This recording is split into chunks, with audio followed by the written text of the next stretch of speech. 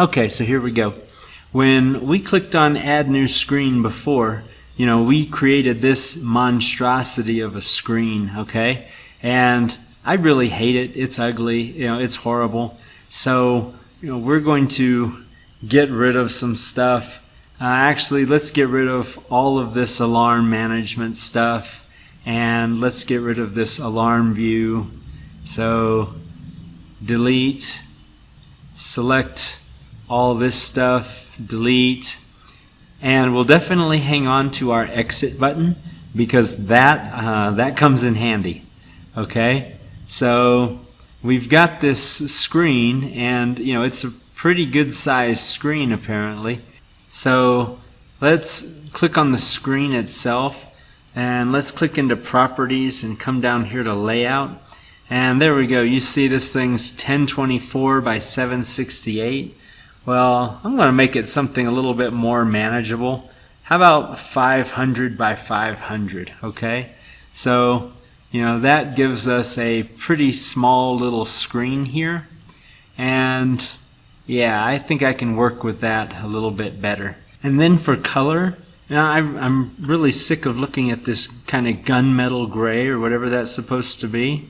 So let's come to General Background Color, and let's do something about that. Okay, I don't know, that gold is a little bit painful to look at, so I'm not sure I'm a fan of that either. Let's take maybe this nice drab green. Okay, I could get used to looking at a screen that was drab green. So okay, fine, I've got that. Now I've got one screen, and this has got my exit here, but what if I wanted another screen or two? So let's come down here and take Add New Screen, and I'm just going to rename my screen because Screen 2 is not a very good name. So I'm going to call that Main, and then this Screen 3 that I just created, I'm going to call that AUX, okay? AUX. And it looks like AUX is a restricted word, so fine, I'll call that second. So I've got a main screen, and then I've got a second screen. And when I come into the second screen, yeah, same thing. Let's go to layout.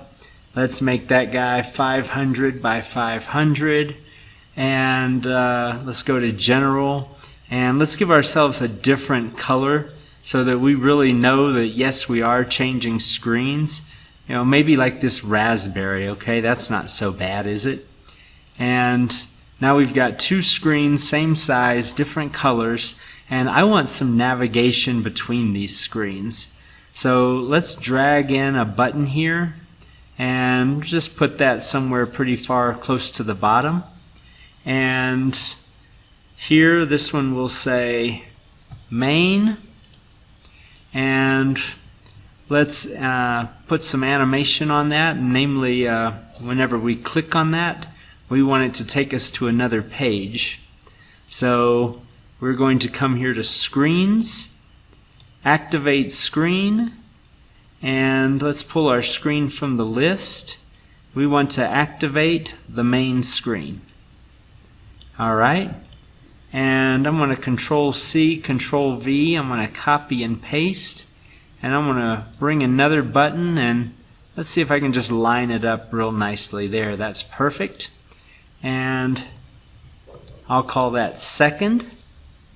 And this one won't activate the main screen. Rather, we're going to have this one activate the second screen.